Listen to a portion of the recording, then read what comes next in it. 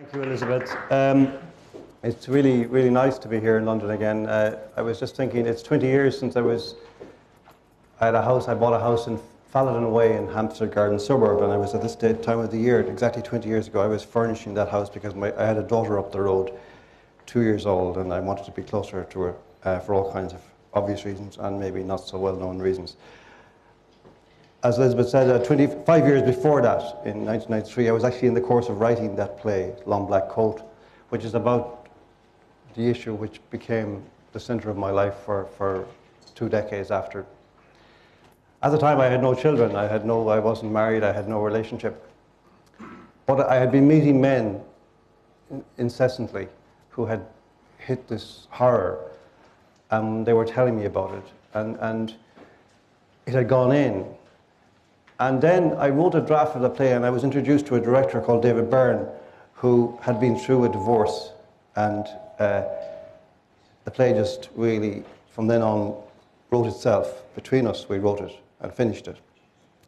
And the play was a kind of a dystopian story, set in the future, in 2020 or thereabouts, which is getting closer. It seemed like a long time back then in '93. And it's about, as Elizabeth said, essentially a conversation between two fathers, a father and son, an old man and a young man.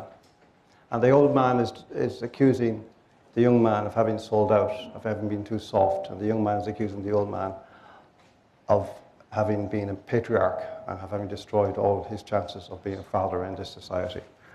And the grandson's son is missing. And that's essentially the story of the play. It's called after a Bob Dylan song, Man in the Long Black Coat. And at the center of it is an apocalyptic vision, because it's set in a nuclear war or something like that. And when we were kids in Ireland, there was a book in along with the Bible, there was a book in every home, which was the Civil Defense booklet, which told you what to do in the event of a nuclear war. There's a hole in the corner, up here, and you hung it on the mantelpiece. And as soon as the war started, you had to take it down and start reading real fast.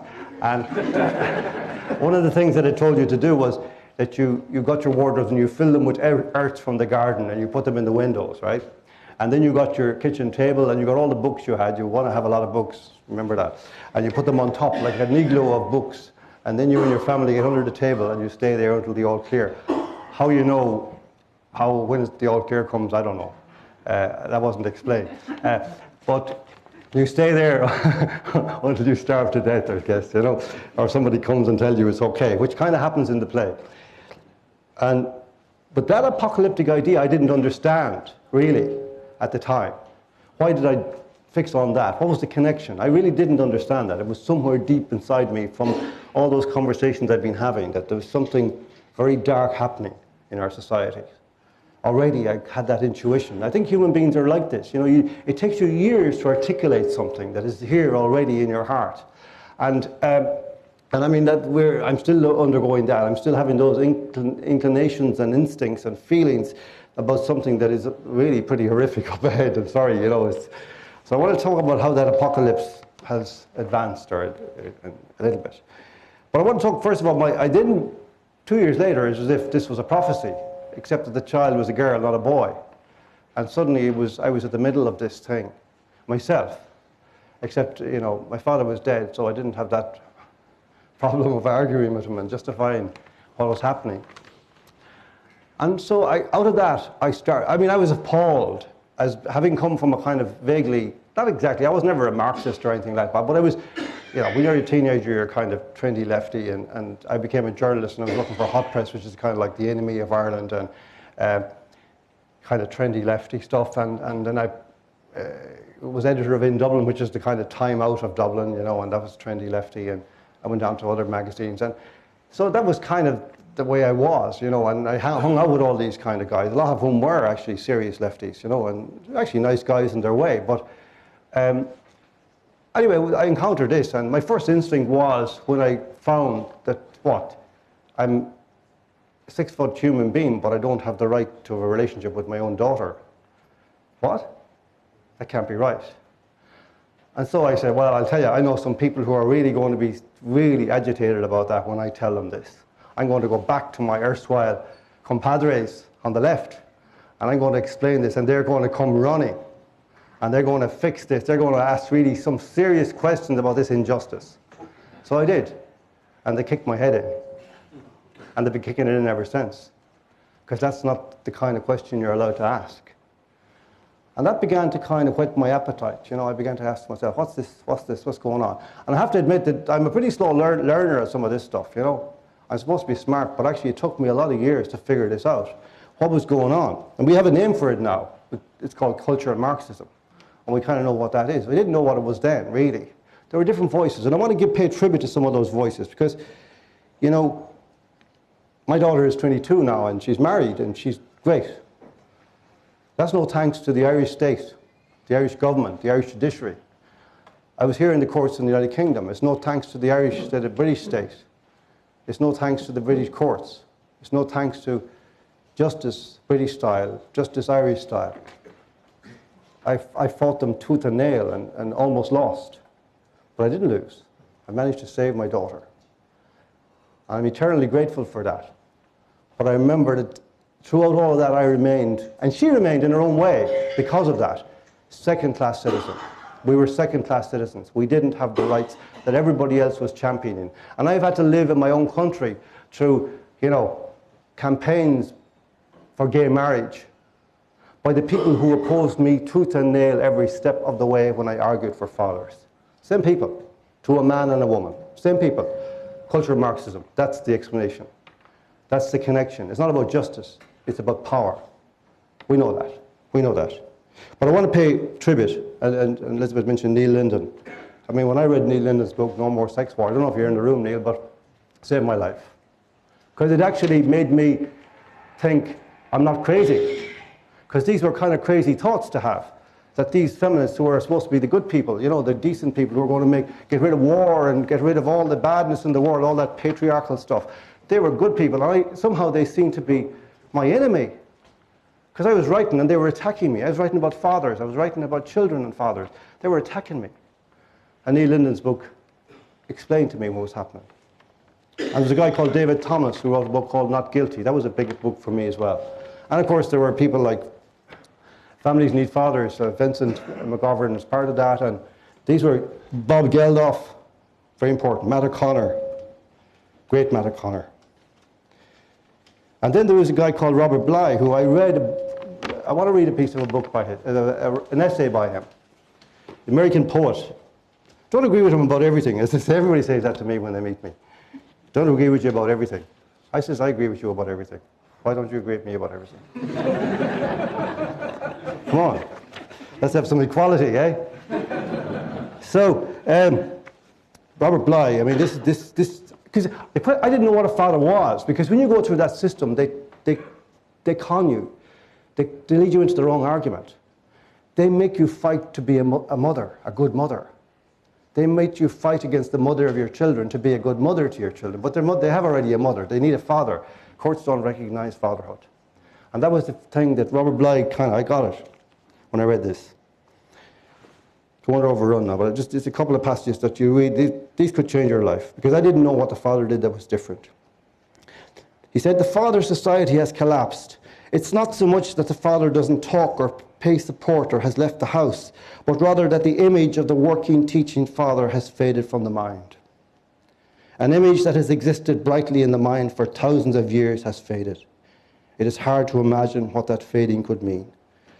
The disappearance of the working, teaching father has happened so abruptly, so unexpectedly from the century's viewpoint, and the implications are so immense that we really turn our heads away. We can't take it in, because he no longer teaches as he works. We in our rage call him a nuisance, a curse, a survival from archaic times, an enemy or a virus, some persistent strain in the bloodstream. Just as some early Christians rejoiced over the death of the pagan Great Mother, some people hope the Father and the Great Father will both go. Whatever may happen in the future, whether God the Father will survive or not, the image of the working and teaching Father in the psyche has already succumbed. Mitscherlich, that's the guy who wrote this book, he's writing the preface to, Alexander Mitscherlich, The Society Without the Father. Mitscherlich declares that the Father as a positive force in society has fallen, or been exiled. For all practical purposes, he is not. And then he goes on here. The disappearance of the working and teaching father, what I'll call the first fatherlessness, happened 40 or 50 years ago. This was written in 93, published in 93, so mid-20th century. No one willed it. Don't know about this, I'll come back to that. No one willed it. Bligh is a bit of a wuss sometimes, you know. He's great, but sometimes he doesn't quite. You need to do that, you know. No one willed it. Industrial circumstances took the father to a place where his sons and daughters could no longer watch him. Listen to this. Minute by minute, or hour by hour, as he fumbled incompetently with hoes, bolts, saws, shed doors, ploughs, wagons. His incompetence left holes or gaps where the sons and daughters could do better. In 1900, about 90% of American men were self-employed, most on farms, which meant they dealt with objects in full view of their children. Get it? This is what fathers do. We show them how the world is put together. Now, 50% of men work either for the government or for the Fortune 500 corporations. As when a photograph in an album fades, as when a reflection on the water fades, dissipated by a slight wind, as when the name of a person once loved fades from the memory and cannot be recalled, so young women and young men look inside their souls now and see a remote father, an ascended father, a rejected father, an indifferent father, an unknown father, a desperate father, even a thoughtful, caring father, but they do not see that old image. 4 million years old. 4 million years old.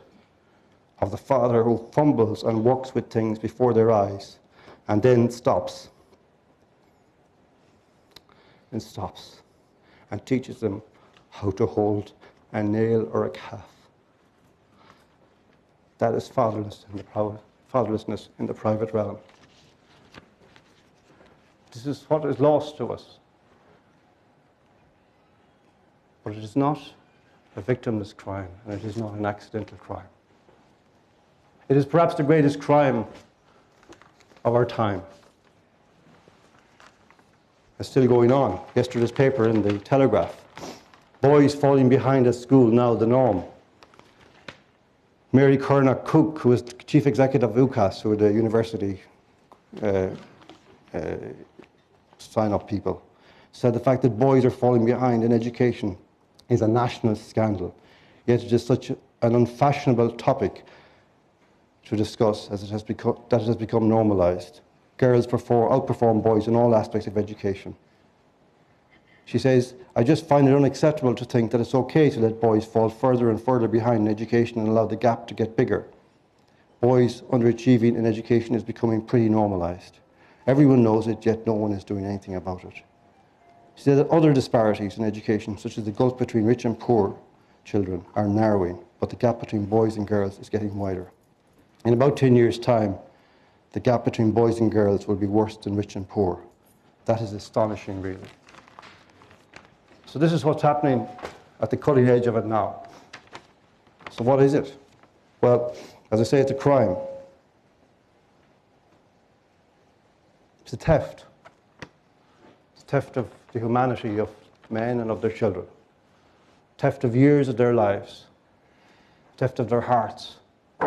Theft of their souls. All done because of an ideology, a poisonous ideology.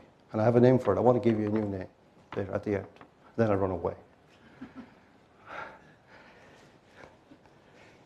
It's an abuse. It's child abuse.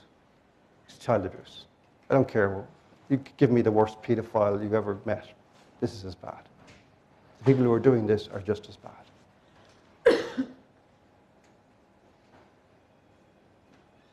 It's based on lies. Lies about men, lies about history, lies about relationships, lies about responsibility, lies about everything. Feminism depicts the world in which men were allegedly dominant as the one in which men manipulated the world for their own advantage and for the advantage of other men. It's a complete lie. It never happened. Men do not compete, do not work together for anything in that sense. They compete against other men. That's how the world got to be what it is, which is a good thing, and also some of the bad stuff. But that's the nature of men. They work for their families, for their children.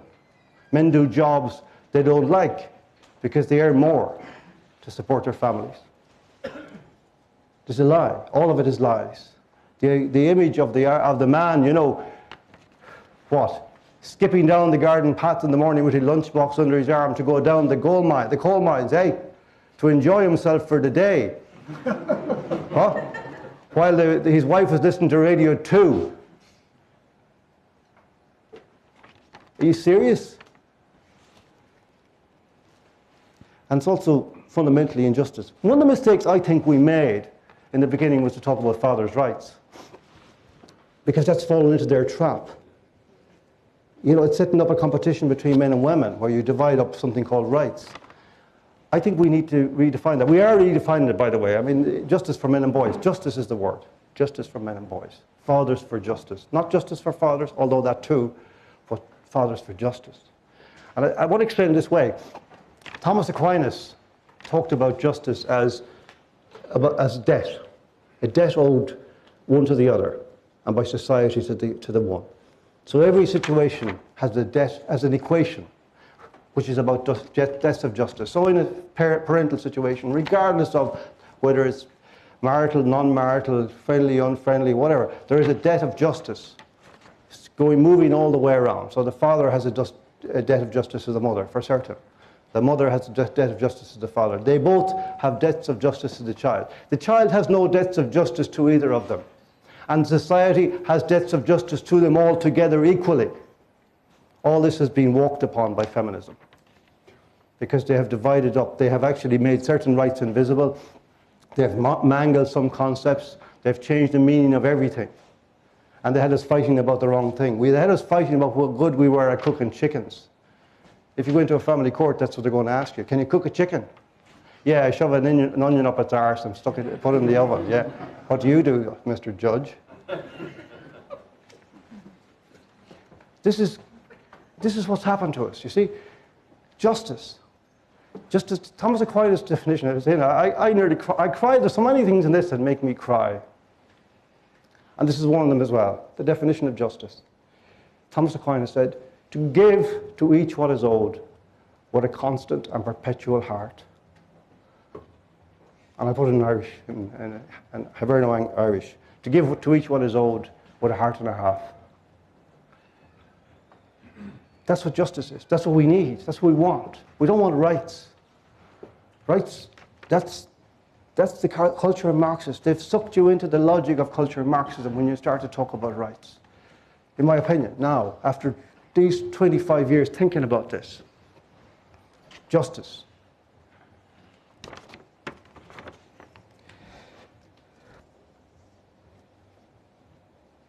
So apocalypse, that's the apocalypse. Well, I read a book there last year by a guy called Stephen Baskerville. Some of you will have heard of him.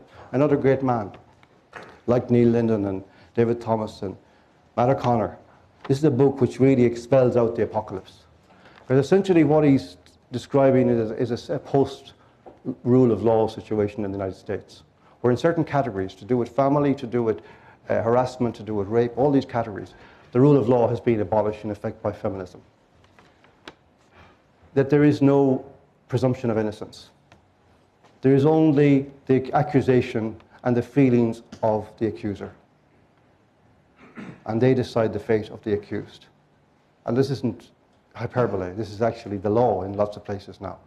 Where they actually, in Canada, they say, well, we can't really interrogate the accuser in the witness box because that would be to repeat the abuse. So it's already happened, it's true. So you don't need a legal process. There's nothing that you could, in any kind of dystopian imaginative voyage, imagine that would be worse than what's actually happening now. If you read Stephen Baskerville's book, it's called The New Politics of Sex. Very big book, very dense, very learned, a lot of information, a lot of knowledge, but terrifying, terrifying. But we all know it already. All of us who are here, I guess, pretty much we know it everything. I read it, I knew it all in a sense. But it brought it to my mind, made it audible to me, made it visible to me. And this is shocking, that you know, just I thought 20 years ago, okay, well, it's going to die out. This stuff is going to die out. It is going worse. Me Too, all this stuff. Me Too. One of the founders of Me Too paid off a teenage boy because she sexually abused him. And nobody mentions it anymore. Like, the corruption that we encountered, all of us, and Neil Linden, I know, suffered tremendously at the hands of his own colleagues, as I did in, not as bad in Dublin. They just rewrite everything.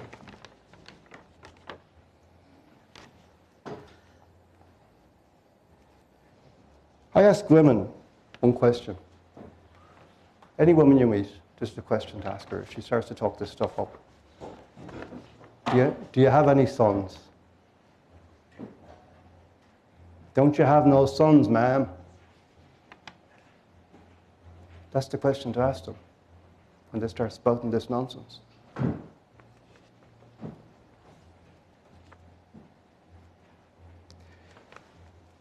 Okay, I'm going to tell you my word. My word is, we used to get in trouble for feminacism. I got into terrible trouble for using the word feminacism, which I now abhor and repudiate thoroughly and completely. I hope you'll believe me.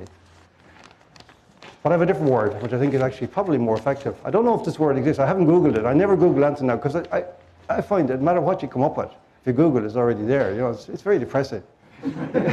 So I write songs, and they're all there already. Someone's already written them, you know. So for a few days, I like to think I've written a new song, you know, but it's already there.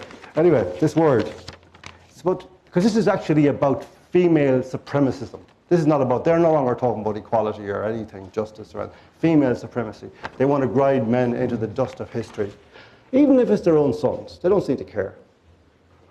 They don't seem to be able to see that the guy they've got by the hand, little fella, is by the hand, is actually going to grow up into one of those monsters that they hate. So that makes me, to me, that makes them unfit parents, actually. But anyway, female supremacism. So I call it femicism. Write it down, it's a good one. Femicism, look at it. Femicism. F-E-M-S-C-I-S-M. That's the right word for this. Thank you.